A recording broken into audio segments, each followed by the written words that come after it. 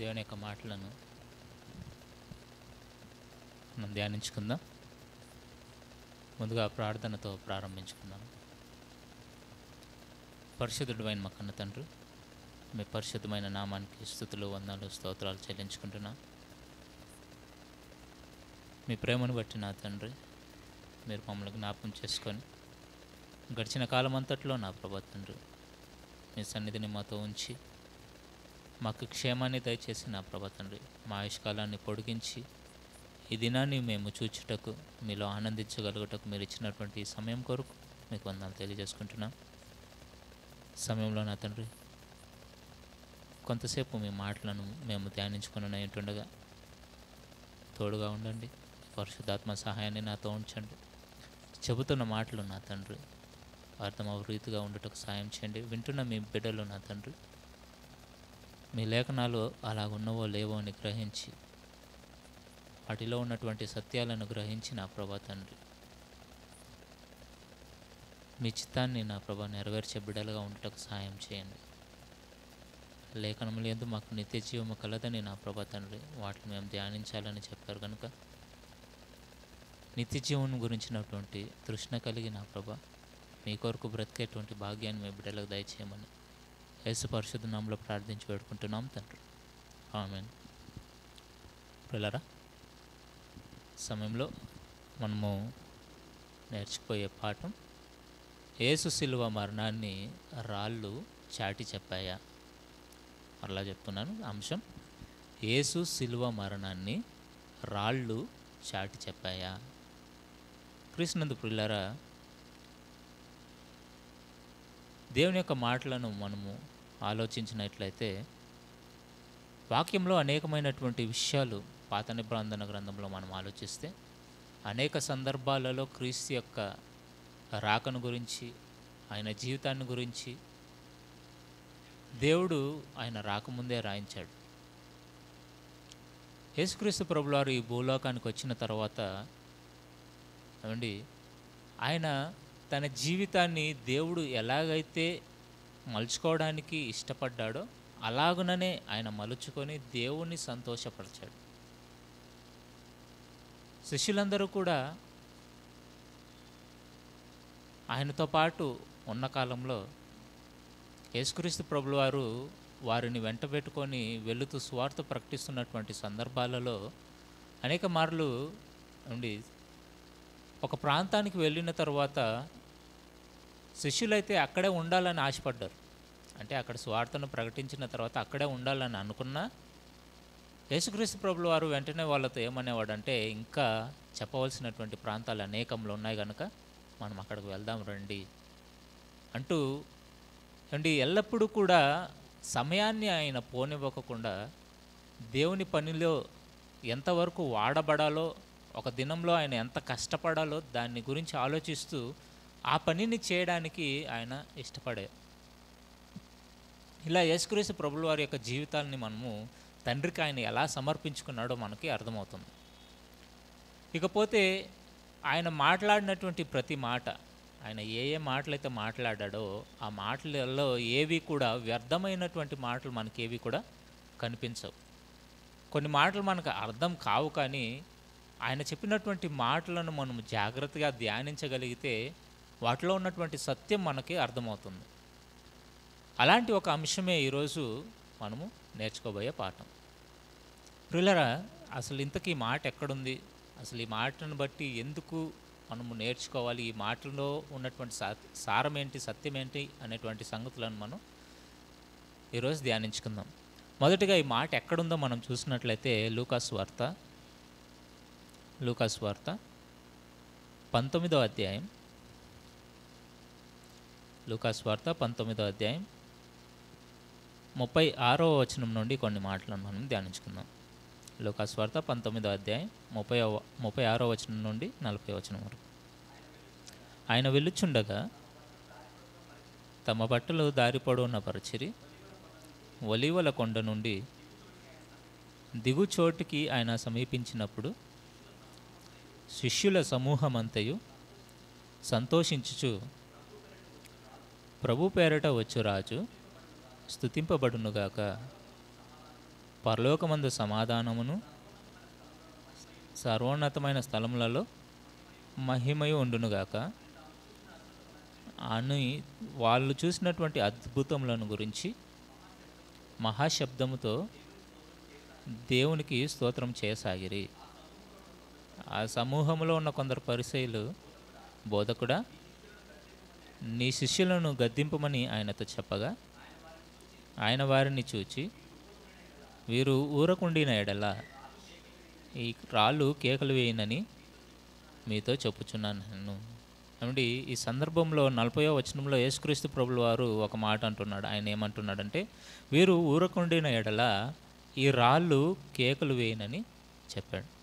ఏమండి, ముందుగానే చెప్పాను, యేసుక్రీస్తు ప్రభుల వారు ఏ ఒక్క మాట చెప్పినా అందులో వ్యర్థమైనటువంటి మాట ఏది కూడా ఉండదు. అందులో ఎంతో సత్యం ఉంటుంది, కానీ మనం దాన్ని ఆలోచించి గ్రహించగలగాలి. ఈ సందర్భాన్ని మనం ఆలోచించినప్పుడు యేసుక్రీస్తు ప్రభుల వారు ఒలీవ కొండ దగ్గర ఉన్నటువంటి బేత్పగే బేతనియా అనేటువంటి గ్రామానికి వచ్చాడు. ఇక్కడికి వచ్చిన తర్వాత తన శిష్యులను పిలిచి, ఎదుటనున్నటువంటి గ్రామానికి వెళ్ళండి, అక్కడ ఒక గాడిద కట్టబడి ఉంటుంది, మీరు వెళ్ళి ఆ గాడిదను విప్పి నా దగ్గర తీసుకొని రండి. ఒకవేళ ఎవరైనా మిమ్మల్ని ఎందుకు మీరు ఈ గాడిదను విప్పుచున్నారని అడిగితే, ఇది ప్రభువుకి కావాలని చెప్పండి, అప్పుడు వాళ్ళు దానిని విడిచిపెడతారు అని చెప్పి పంపిస్తాడండి.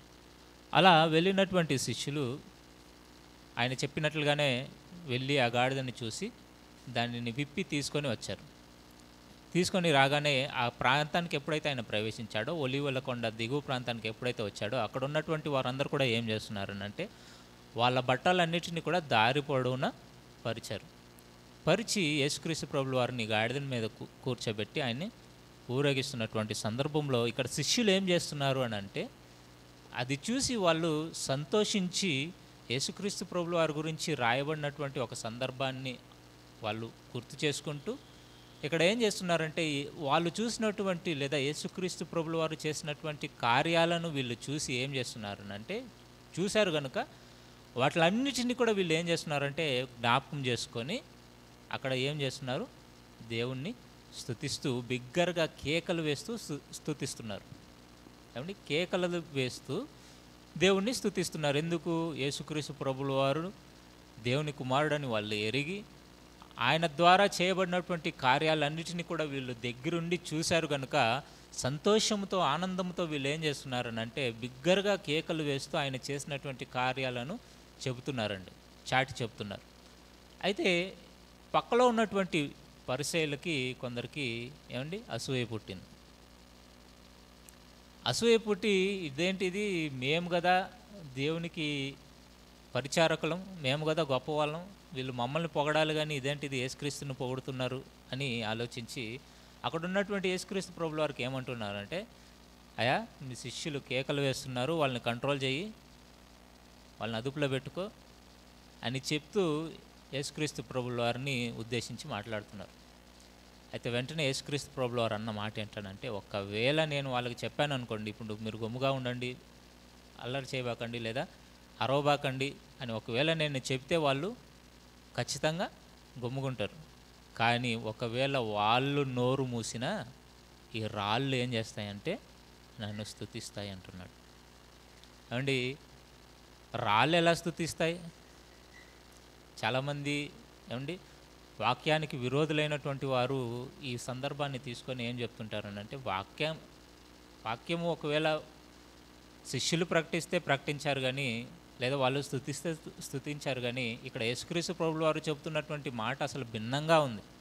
అసలు రాళ్ళు ఎలా స్తుతిస్తాయి అంటూ చాలామంది ప్రశ్నిస్తుంటారండి. మనకు తెలుసు సహజంగా ఎందుకు ఇలాంటి ఆలోచన మనుషులలోకి వస్తుంది అని అంటే, వీళ్ళకి తెలిసినటువంటి ఒక విషయం ఏంటనంటే, ఈ రాళ్లకు కానీ ఏమంటే జీవము లేదు అనేటువంటి ఆలోచన ఉంది. ఎందుకనంటే ఈనాడు శాస్త్రవేత్తలు వాళ్ళు కనుగొన్నటువంటి శాస్త్రాలలో ఏమండి ప్రపంచం మీద మనకు కనబడేటువంటి వస్తువులను 2 భాగాలుగా విడదీశారు. ఒకటి జీవము కలిగినటువంటి వస్తువులుగాను, 2 జీవం లేని వస్తువులుగా చెప్తుంటారంటే, అంటే living things and non living things అంటారు. అయితే వాస్తవానికి బైబిల్ చదివిన వాడికి లేదా బైబిల్లో కాస్త అవగాహన ఉన్నవాడికి అర్థమయ్యేటువంటి విషయం ఏంటంటే ప్రకృతిలో ప్రతి దానికి కూడా జీవం ఉంది. యేసుక్రీస్తు ప్రభుల వారు తన సృష్టి కార్యక్రమంలో తండ్రి ఎలాగైతే ఆయనకి చెప్పాడో అలాగుననే కూడా ఆయన ప్రతి కార్యాన్ని చేశాడు. శిల్పికారిగా ఉండి యేసుక్రీస్తు ప్రభుల వారికి దేవుడు ఏదైతే ఆజ్ఞాపించాడో ప్రతి కార్యాన్ని కూడా ఏమండి ఆయన తండ్రి చిత్తానుసారంగానే చేశాడు. చేస్తూ ఎలా చేశాడు వీటిలన్నిటినీ కూడా? దేవదూతల ద్వారా చేశాడు. మనం చాలాసార్లు విన్నాం.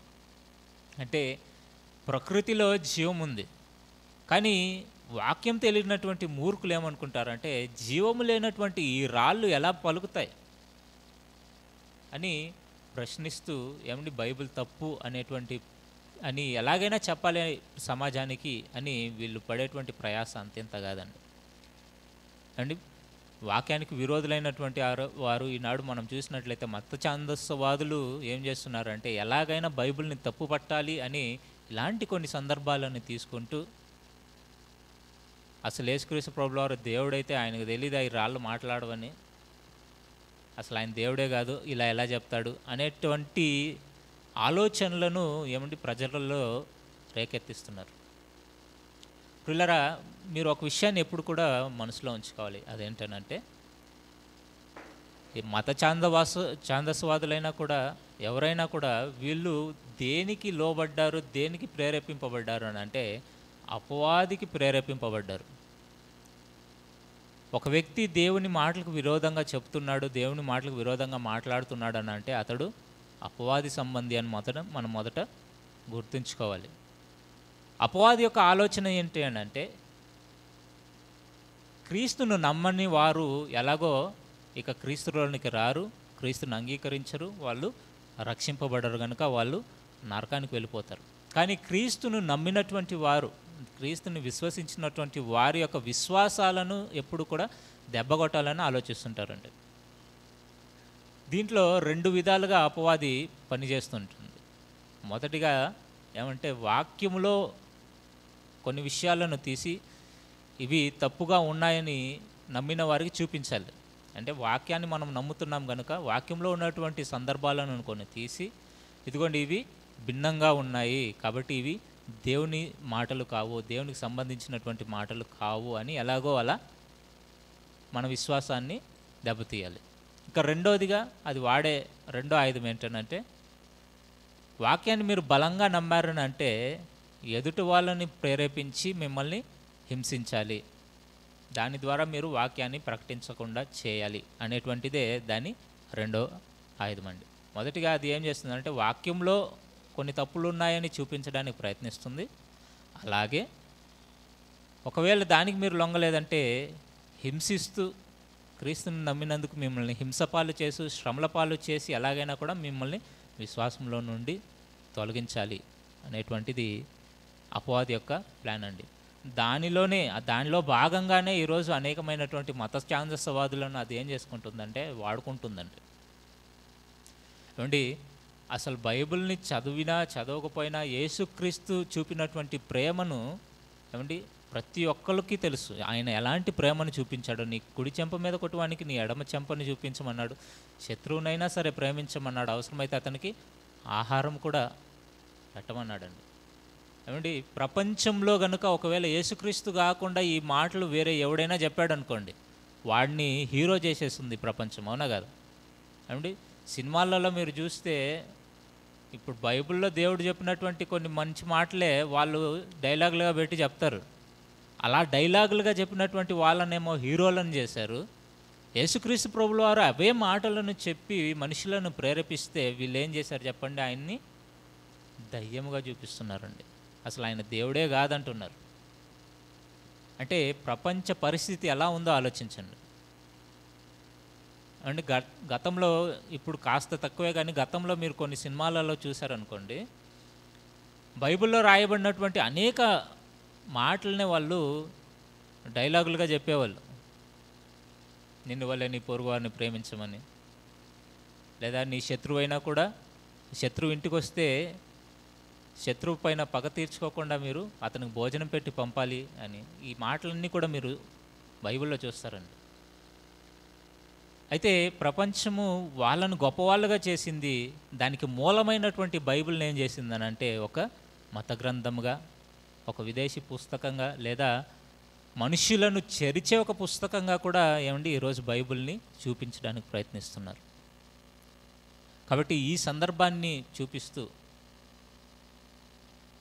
చాలామంది ఏమంటున్నారనంటే, ఇప్పుడు లూకా సువార్తలో మనం చదివినటువంటి ఈ సందర్భాన్ని చూపిస్తూ, అసలు రాళ్ళు ఎలా మాట్లాడతాయండి, రాళ్ళు ఎలా స్తుతిస్తాయి దేవుణ్ణి, కాబట్టి ఆయన చెప్పినటువంటి మాటలు వాస్తవానికి దగ్గరగా లేవు అని చెప్పి ఏమండి బైబిల్ తప్పు అని చెప్పడానికి ప్రయత్నిస్తుంటారు. కానీ ఒక విషయాన్ని ఎప్పుడు మీరు గుర్తుంచుకోవాలి, దేవుని నోట నుండి వచ్చేటువంటి ఏ మాట అయినా సరే అది వ్యర్థంగా పోదు. యెషయా గ్రంథంలో ఈ మాటల గురించి చక్కగా రాస్తాడు చూడండి. 55వ అధ్యాయం, యెషయా గ్రంథం 55వ అధ్యాయం 10వ వచనం నుండి చూద్దామండి. వర్షమును హిమమును ఆకాశం నుండి వచ్చి అక్కడికి ఎలాగ మరలక భూమిని తడిపి విత్తువానికి విత్తనమును భుజించువానికి ఆహారము కలుగుటకై అది చిగుర్చి వర్ధిల్లునట్లు చేయను, అలాగే నా నోట నుండి వచనమును ఉండును, నిష్ఫలముగా నా యొద్దకు మరలక అది నాకు అనుకూలమైన దానిని నెరవేర్చును, నేను పంపిన కార్యమును సఫలం చేయను. అంటే ఇక్కడ చదవబడినటువంటి సందర్భాన్ని మనం ఆలోచిస్తే, యెషయా గారి ద్వారా దేవుడు ఏం చెప్తున్నాడంటే, వర్షము హిమము కురుస్తుంది. ఈ వర్షము ద్వారా ఏమండి ఈ భూమి లేదా ఈ నేల తడుస్తుంది. అది తడిచిన తర్వాత అది వ్యర్థంగా మరలక అది ఏం చేస్తుందంట, భూమి మీద ఆహారము మొలపించడానికి అది ఎంతగానో అవసరపడుతుంది. ఏమంటే రైతులను మనం ఆలోచిస్తానండి, వర్షం కొరకు ఎదురు చూస్తుంటారు వాళ్ళు పంటలు వేయడానికి. ఎందుకనంటే వర్షం పడిన కాలంలో పంటలు వేస్తే అవి సమృద్ధిగా ఫలిస్తాయి, వాళ్ళకి లాభాలను తెస్తాయి, ఆహారాన్ని అది భూమి మొలిపిస్తుంది. ఒకవేళ వర్షం లేకోకుండా మీరు విత్తనాలు వేశారనుకోండి, అవి వేసినా కూడా వ్యర్థమైపోతుంటుంది.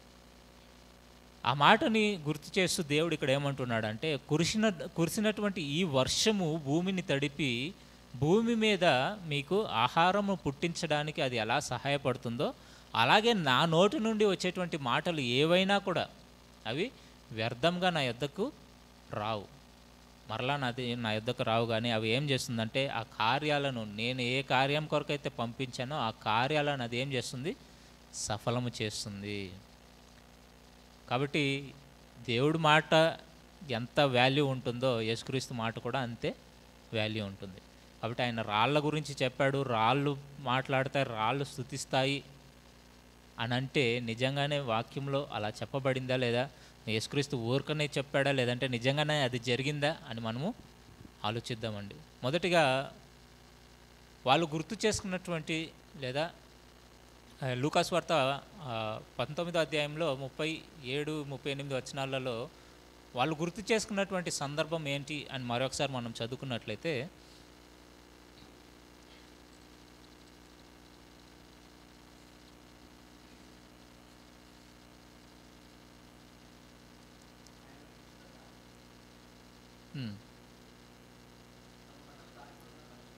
ముప్పై 36వ వచనం చూద్దాం. 36, 37, 38 చూద్దాంలే. ప్రభు పేరట వచ్చి రాజు స్తుతింపబడునుగాక, పరలోకమందు సమాధానమును, సర్వోన్నతమైన స్థలములలో మహిమయు ఉండునుగాక అని తాము చూచిన అద్భుతములన్నిటిని గురించి మహాశబ్దంతో దేవుని స్తోత్రము చేయసాగిరి. ఏమండి, మొదటి మాటను మనం చూసినప్పుడు ప్రభు పేరట వచ్చు రాజు స్తుతింపబడునుగాక అని రాయబడింది. ఇదే మాటను మనం ఎక్కడ చూస్తామంటే కీర్తనల గ్రంథం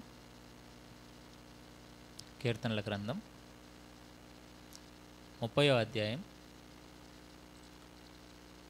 కీర్తనల గ్రంథం 30వ అధ్యాయం 9వ వచనాన్ని చూద్దాం.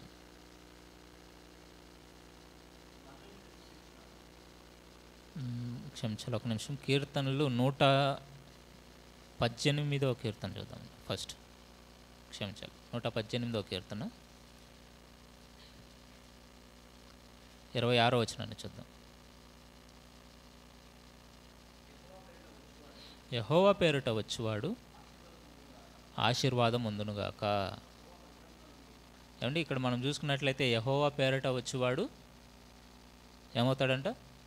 ఆశీర్వాదం పొందుతాడు అని కీర్తనకారుడు ఈ మాటలను రాస్తున్నాడు. ఇదే సందర్భాన్ని మరొక దగ్గర మనం చూసినట్లయితే లూకా సువార్త యేసుక్రీస్తు ప్రభువు వారు చెప్పబడినటువంటి ఆ సంగతులను మరొకసారి జ్ఞాపకం చేసుకుంటూ మరలా ఇదే సందర్భాన్ని ఆయన చెప్తున్నట్లుగా, ఇవే మాటలు ఆయన చెప్తున్నట్లుగా మనం చూస్తామండి. లూకా సువార్త 13వ అధ్యాయం 35వ వచనం.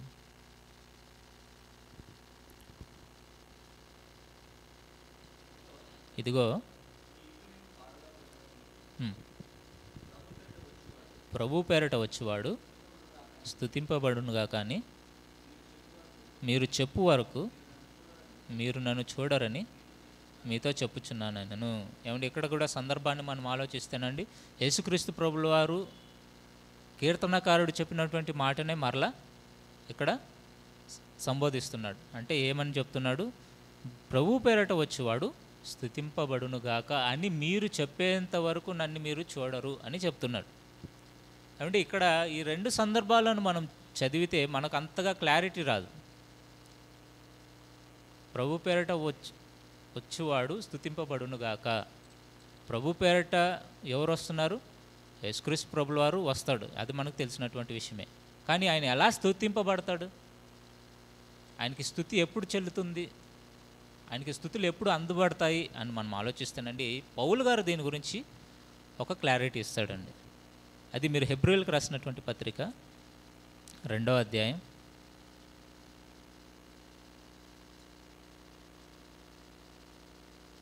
2వ అధ్యాయం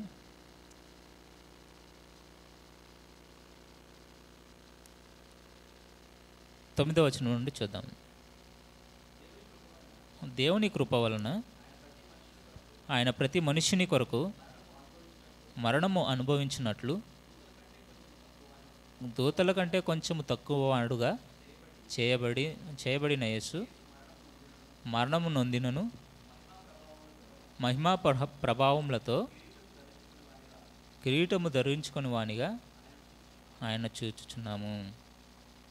ఏమండి ఇక్కడ 10వ వచనాన్ని మీరు చూసినప్పుడు యేసుక్రీస్తు ప్రభుల వారిని దేవుడు దేవదూతల కంటే కూడా కొంచెం తక్కువగా చేసిన యేసుక్రీస్తు మరణము పొందినందున ఏమవుతుంది? ఆయన మహిమ ప్రభావములతో కిరీటము ధరించుకున్నాడు. అంటే ఆయనకి మహిమ ఎప్పుడు వచ్చింది? ఆయన మరణము ద్వారా, అంటే ఆయన చేసినటువంటి త్యాగము ద్వారా, లేదా ఆయన అర్పించుకున్నటువంటి తన అర్పణ ద్వారా ఆయనకి ఏమొచ్చిందంట? మహిమ ప్రభావం. మహిమ అంటే ఏంటి చెప్పండి? స్తుతులే. మనం ఆయన స్తుతించే విధానమే. స్తుతుల ద్వారా ఆయన మహిమ పరచబడుతున్నాడు. అంటే ప్రభువు పేరిట వచ్చువానికి స్తుతి ఎప్పుడు కలుగుతుంది చెప్పండి? మరణము ద్వారా. ఆయన మరణించినటువంటి ఆ మరణము ద్వారా యేసుక్రీస్తు ప్రభుల వారికి ఏమొచ్చిందంట? మహిమ వచ్చిందండి. అంటే యేసుక్రీస్తు ప్రభుల వారిని మనం ఎప్పుడు స్తుతిస్తున్నాం చెప్పండి? లేదా ఘనపరుస్తున్నాం, లేదా మహిమపరుస్తున్నాం చెప్పండి? ఆయన మన కొరకు చేసినటువంటి త్యాగాన్ని జ్ఞాపకం చేసుకొని. ఏమండి శిష్యులను మనం ఆలోచిస్తే చాలామంది ఏమనుకుంటారండి అంటే, యేసుక్రీస్తు ప్రభుల వారు మరణించిన తర్వాత శిష్యులు ఆయన గురించి స్వార్థ చెప్పి అనేక మందిని మార్చారని. అవునా కదా? కానీ శిష్యులు ఆ పని చేయడానికి ముందే ఏమండి ఈ ప్రకృతి ఆ పని చేసిందండి. అదే లూకా సువార్తలో యేసుక్రీస్తు ప్రభుల వారు ముందే గ్రహించి చెప్పాడు. లూకా సువార్తలో మనము 19వ అధ్యాయంలో చదివినటువంటి సందర్భాన్ని మనం మరొకసారి ఆలోచిస్తే అక్కడ శిష్యులు ఏం చేస్తున్నారు? కేకలు వేస్తూ ఆయన్ని, దేవుణ్ణి స్తుతిస్తున్నారు. ఆయన చేసినటువంటి కార్యములని వాళ్ళు ఏం చేస్తున్నారు? ప్రకటిస్తున్నారండి. అయితే యేసుక్రీస్తు ప్రభుల వారు చెప్పినటువంటి మాట ఏంటంటే, వాళ్ళు గమ్ముగా అయిపోతే ఈ రాళ్ళు స్తుతిస్తాయి అన్నాడు. ఇది ఎక్కడైనా జరిగిందా? అసలు రాళ్ళు మాట్లాడతాయా, వింటాయా అని మొదట మనం ఆలోచిద్దామండి. అసలు రాళ్ళకి జీవం ఉందా అంటే బైబిల్లో అనేక మాటలు మనం విన్నాం. మచ్చుకు ఒక 2 మాటలు మనం చూసుకొని ముందుకు వెళ్దామండి. ఏమండి, యెహోషువ గ్రంథం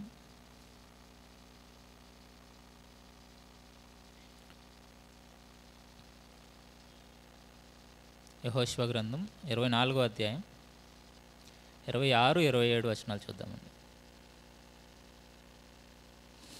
యెహోషువ గ్రంథం 24వ అధ్యాయం 26, 27 వచనాలు.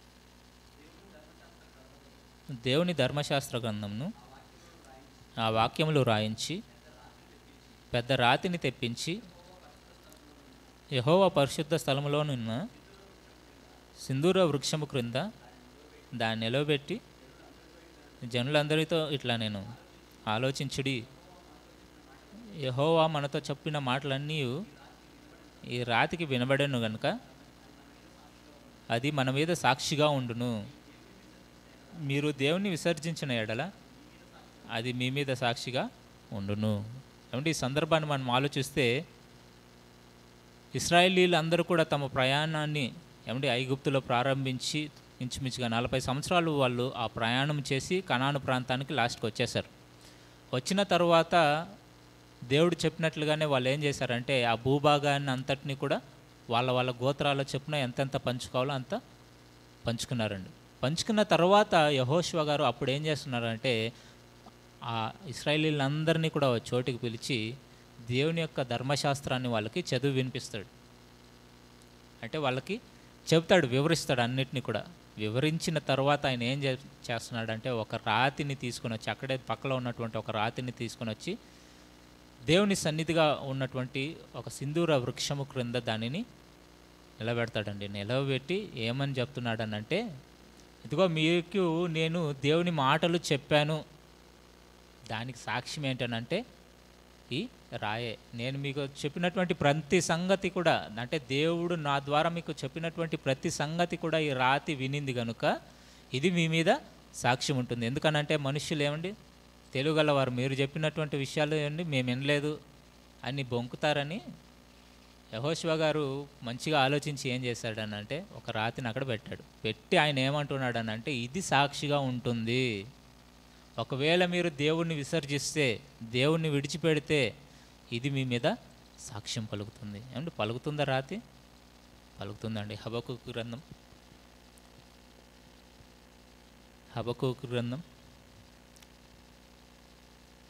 2వ అధ్యాయం, హబక్కూకు గ్రంథం 2వ అధ్యాయం 11వ వచనం చూద్దామండి. హబక్కూకు 2:11.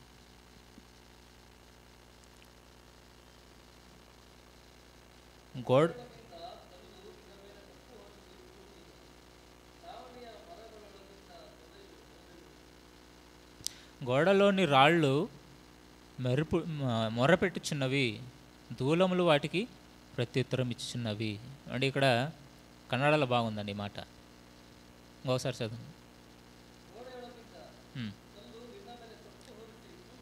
ఏమండి ఇక్కడ గోడలోని రాళ్ళు మొర్రపెట్టుచున్నవి అని చెప్తున్నాడు. కానీ కన్నడ బైబిల్లో మీరు చూస్తే మీ గురించి మొర్రపెడుతున్నవి అని చెప్పబడుతుంది. అంటే రాళ్ళు ఏం చేస్తున్నాయంట? మీ గురించి ఏం చెప్తున్నాయి? దేవునికి మొర్ర పెడుతున్నాయి.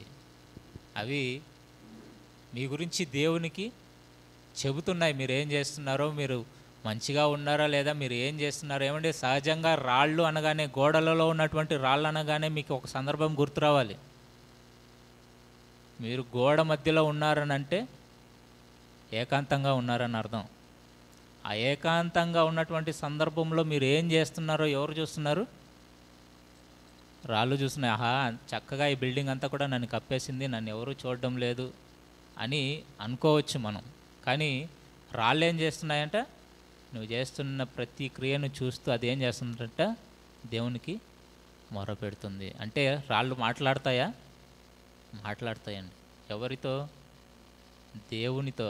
దేనిని గురించి? నీ గురించి, నా గురించి అండి. రాళ్ళు మాట్లాడతాయి. రాళ్ళు మాట్లాడతాయి, దేవునికి మొర్ర పెట్టుచున్నాయి. దేనిని గురించి అని అంటే, నువ్వు మంచి పనిని చేస్తే నీ గురించి మంచిగా చెప్తాయి, దేవుని స్తుతిస్తాయి. ఒకవేళ నువ్వు మంచిగా లేదు, నీ ప్రవర్తన మంచిగా లేదు అని అంటే నీ గురించి అవి ఏం చేస్తాయి?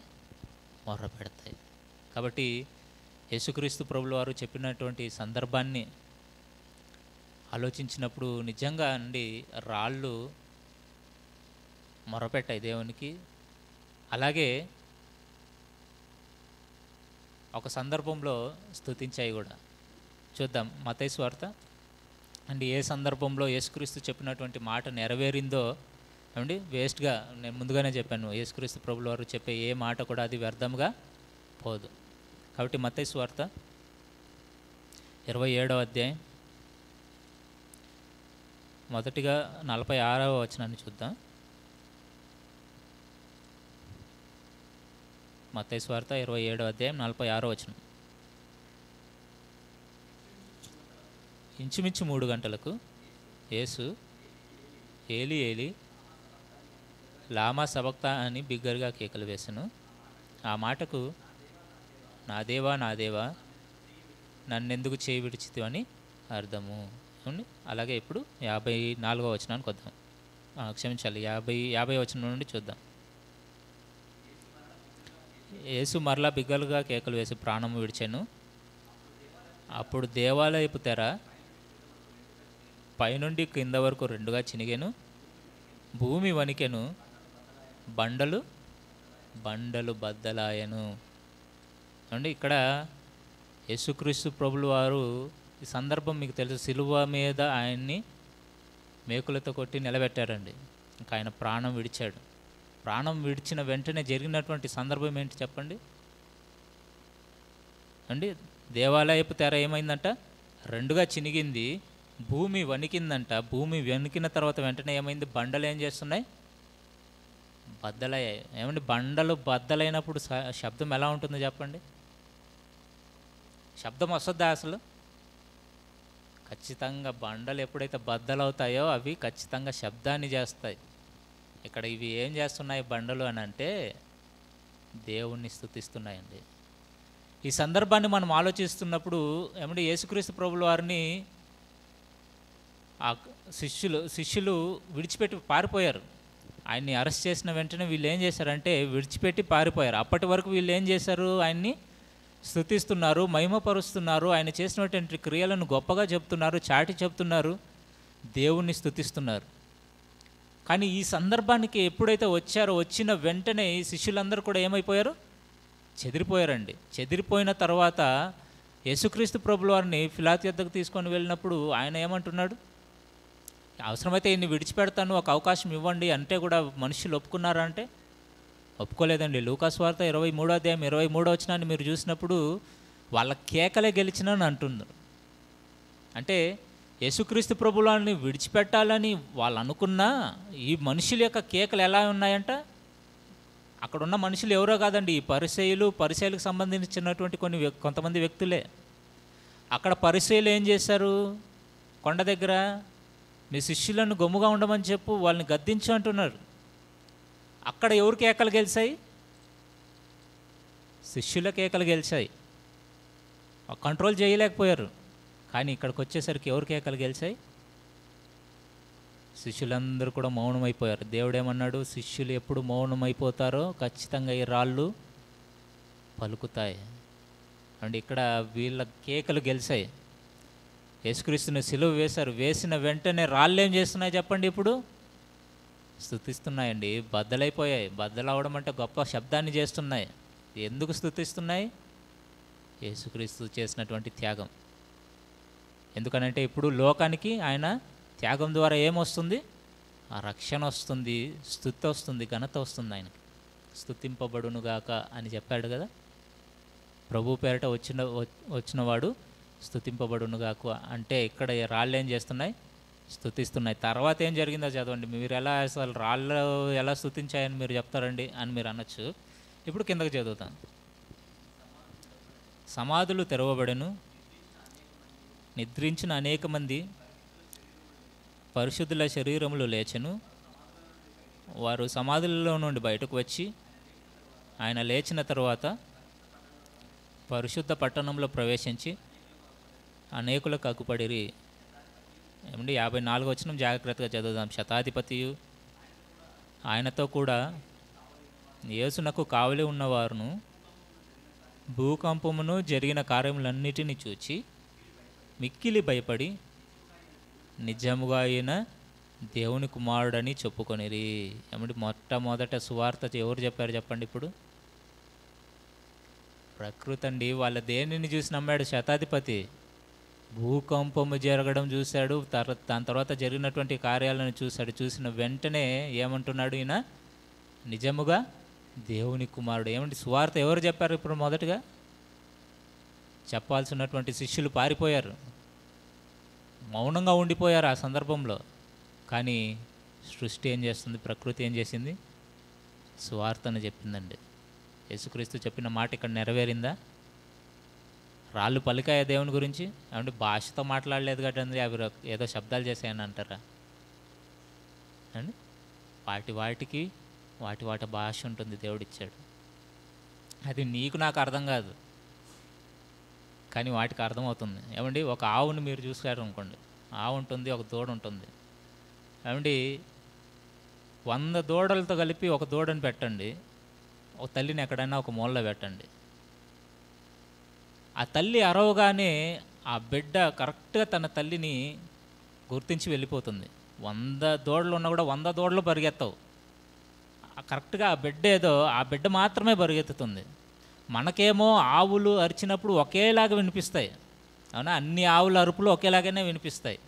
కానీ బిడ్డ ఎలా కనిపెట్టింది దాన్ని? వాటికి ఉన్నటువంటి క్లారిటీ ఉంటుంది, అంటే వాటి భాష అది. ఆ భాషను బట్టి అవి అర్థం చేసుకుంటాయి. అలాగే తల్లి కూడా ఆ బిడ్డ అరవగానే పరిగెత్తుతుంది. ఆ శబ్దం ఎక్కడి నుంచి వినబడుతుందో తెలిసి ఆలోచించి విని గ్రహించి అది ఏం చేస్తుందనంటే ఆ దిక్కున పరిగెత్తుకుంటూ వెళ్ళిపోతుంది. దానికి ఎలా తెలుసు తన బిడ్డ అరిచిందని? మనకేమో ఒకేలాగా వినిపిస్తున్నాయి, 100 దూడలు కూడా ఒకేలాగా అరుస్తున్నాయి. మనం వింటున్నటువంటి ఆ రేంజ్ ఎలా ఉంటుందనంటే అన్నీ ఒకేలాగా మనకు వినిపిస్తాయి, కానీ వాటికి తేడా ఉంటుంది. అలాగే దేవుడు ప్రతి దానికి భాషను పెట్టాడు. రాళ్ళు మన భాషలో మాట్లాడాల్సినటువంటి అవసరం లేదు. దేవునికి మొర్ర పెడుతున్నాయనంటే వాటికి కూడా దేవుడు ఏదో భాష పెట్టాడు, ఏదో కోడ్ పెట్టాడు. అది వాక్యం చదివితే మనకు అర్థమవుతుంది, కానీ ప్రపంచాన్ని చదివేటువంటి శాస్త్రవేత్తలకి ఇవన్నీ కూడా అర్థం కావండి. కాబట్టి యేసుక్రీస్తు ప్రభులు వారు చెప్పబడినటువంటి ఆ సందర్భంలో వాస్తవాన్నే చెప్పాడండి. దాంట్లో ఎంతో మర్మం ఉంది, వాస్తవం ఉంది. కానీ దాన్ని అర్థం చేసుకోలేనటువంటి వాళ్ళు ఏం చేశారంటే ఇది వాస్తవానికి భిన్నంగా ఉందనుకున్నారు. కానీ ఆయన చెప్పినట్లుగానే ఆయన మరణ సందర్భంలో జరిగిందండి. శిష్యులు ఎక్కడైతే మౌనంగా ఉండిపోయారో అక్కడ రాళ్ళు పలికాయండి. కాబట్టి మనం కూడా దేవుడు మన దగ్గర ఒకే కోరిక కోరుకున్నాడు, అదేంటంటే ఆయన గురించి చెప్పడానికి. మనం చెప్పకపోతేనండి సృష్టి చెబుతుంది, కానీ ఆ బాధ్యతను దేవుడు ఎవరికి పెట్టాడు? నీకు నాకు పెట్టాడండి, మనకు పెట్టాడు. మనల్ని ఎలాగైతే కాపాడుకున్నాడో మనము కూడా ఇతరులను కాపాడాలనేటువంటి ఆ బాధ్యతను మన మీద ఖచ్చితంగా దేవుడు పెట్టాడండి. ఏమంటే సృష్టి స్వార్థను చెప్పడానికి క్షణం పట్టదండి. దేవుడు వాటికి మాట ఇచ్చాడనుకోండి, క్షణంలో మొత్తం అందరికీ స్వార్థం చెప్పి మార్చేయగలదు. కానీ దేవుడు అలా చేయలేదండి. ఆయన బిడ్డలుగా ఆ బాధ్యతను నీకు నాకు ఇచ్చాడు. సృష్టిని ఎందుకు పెట్టాడు అని అంటే సృష్టిని గురించి మీరు తెలుసుకొని దేవుని యొక్క ఉనికి మీరు అర్థం చేసుకోవాలి. అర్థం చేసుకున్నటువంటి మీరు ఆయన గురించి తెలియని వారికి చెప్పాలి అని కోరుకున్నాడండి. కానీ పిల్లరా, ఈరోజు మన పరిస్థితి ఎలా ఉంది? సృష్టి దేవుడు అప్పగించినటువంటి పనిని అది ఏం చేస్తుంది? ఎక్కడా కూడా అది తూచా తప్పకుండా పాటిస్తుందండి. దేవుడు దానికి ఏదైతే కార్యాలను చేయడానికి అప్పగించాడో ప్రతి పనిని కూడా అది శ్రద్ధతో చేస్తుందండి. ఎదురు చూస్తూ ఉంటుంది ఆయన ఎప్పుడు ఏం ఆజ్ఞాపిస్తాడో, ఆయన ఆజ్ఞాపించిన దాన్ని నేను ఎప్పుడు నెరవేర్చాలా అని సృష్టి ఎదురు చూస్తుంటుంది దేవుని దగ్గర. కానీ ఆయన పనిని చేయవలసినటువంటి మనం ఎలా ఉన్నామనంటే దేవునిని అశ్రద్ధ చేస్తున్నామండి. అందుకే యెర్మీయా గారు ఒక మాట చెప్పారు, ప్రియులారా, యెర్మీయా గ్రంథం 48వ అధ్యాయం 10వ వచనాన్ని చూద్దామండి. యెర్మీయా గ్రంథం 48వ అధ్యాయం 10వ వచనం. యెహోవా కార్యములు అశ్రద్ధగా చేయవాడు శాపగ్రస్తుడగునుగాక. అంటే ఇక్కడ మనం చూసుకున్నట్లయితే యెహోవా కార్యములు అశ్రద్ధగా చేయవాడు ఏమవుతాడంట? శాపగ్రస్తుడు అవుతాడండి. అంటే ఈరోజు మనం దేవుని పనిని చేయాలి అని ఎన్నో మార్లు విన్నాము, ఎన్నో వాక్యాలు విన్నాము, ఎన్నో ప్రసంగాలు విన్నాము. శ్రద్ధగా దేవుని పని జరిగిస్తున్నామా? అశ్రద్ధగా దేవుని పని చేస్తున్నామా? ఏమండి, సృష్టి తనకు అప్పగింపబడినటువంటి పనిని అది అశ్రద్ధగా చేయటం లేదండి, శ్రద్ధగా చేస్తుంది, ఆసక్తితో చేస్తుంది. ఆయన చెప్పిన పనిని చెప్పినట్లుగానే అది చేస్తుందండి. కాబట్టి మానవులైనటువంటి మనము ఆయన పనిని చేసి ఆయన గురించి అనేక మందికి చెప్పాల్సినటువంటి మనము అశ్రద్ధ చేస్తున్నామో శ్రద్ధగా చేస్తున్నామో పరీక్షించుకోవాలండి. ఎందుకనంటే దేవుని పనిని మనం కనుక అశ్రద్ధగా చేస్తే ఏమవుతుందన్నమాట? శాపగ్రస్తులం అవుతాం. కానీ దేవుని పనిని శ్రద్ధగా ఎవడైతే చేస్తాడో వాడికి నిత్యజీవం ఉందండి. అందుకనే పౌలు గారు ఏమంటారంటే, కొరింథీయులకు రాసినటువంటి పత్రిక, మొదటి పత్రిక 9వ అధ్యాయం 29వ వచనాన్ని చూద్దామండి. ఒక మంచి మాటని ఆయన ఈ సంఘానికి చెప్తూ, కొరింథీయులకు రాసినటువంటి మొదటి పత్రిక 9వ అధ్యాయం 29వ వచనం, క్షమించాలి 27వ వచనం.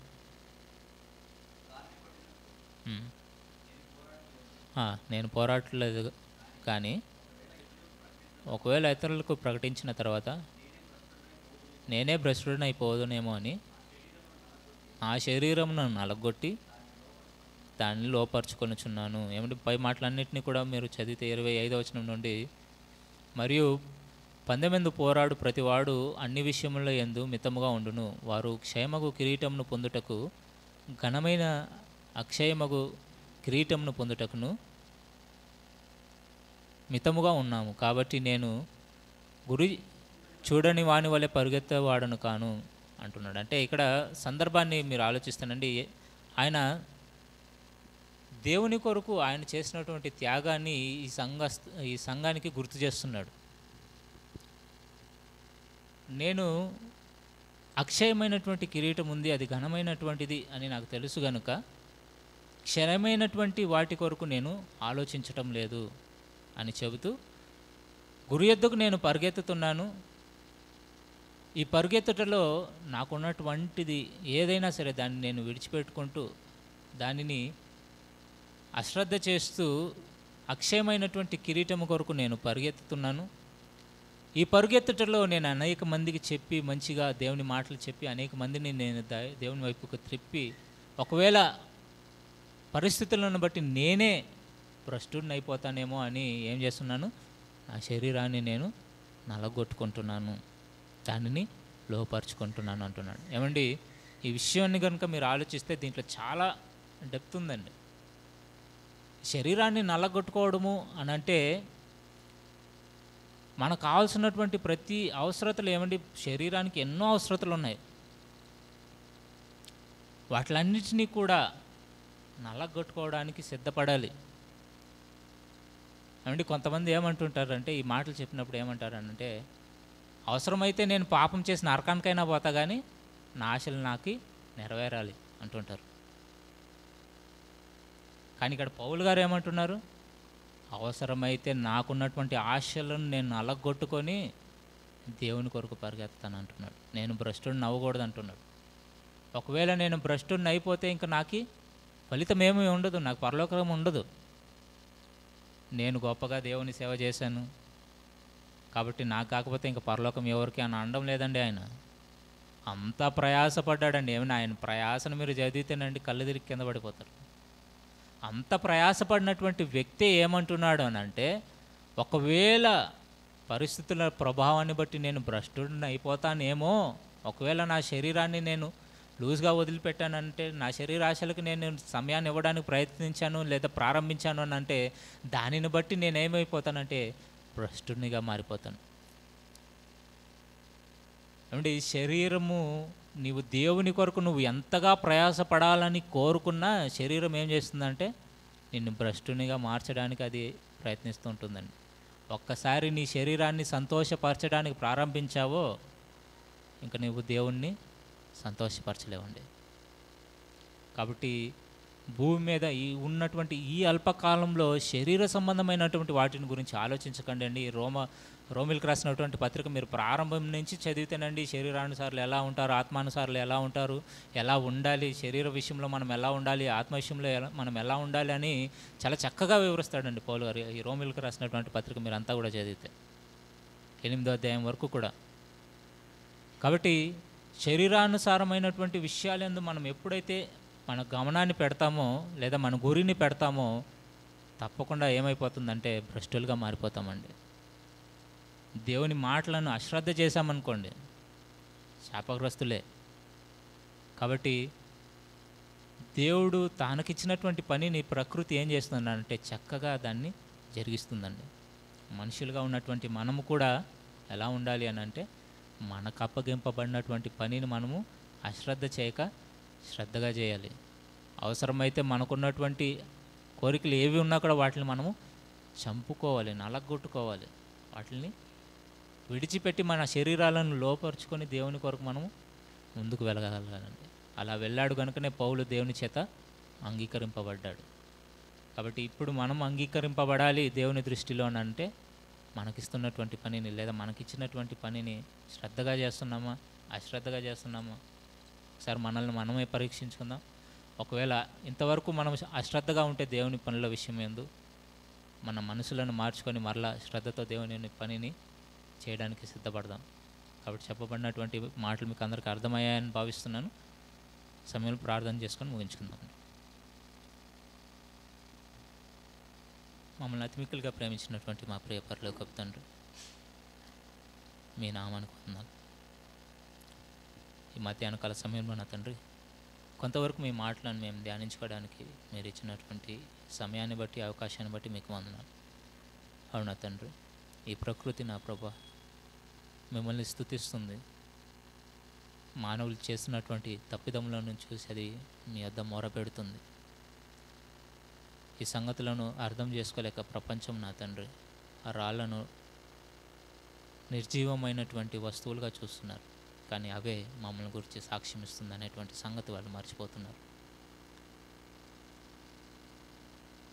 ఒకవేళ మేము మీ గురించి ప్రకటించకుండా మౌనంగా ఉంటే ఈ సృష్టి మీ గురించి ప్రకటిస్తుంది. కానీ ఆ అవకాశాన్ని మీరు మాకిచ్చారు. మీ గురించి తెలియనటువంటి అనేక మందికి మీ గురించి వివరించి కనీసం కొంతమందినైనా నిత్యాగ్ని దండల్లో నుండి నా ప్రభు బయటకు లాగాలి అని మీరు ఆశపడ్డారు.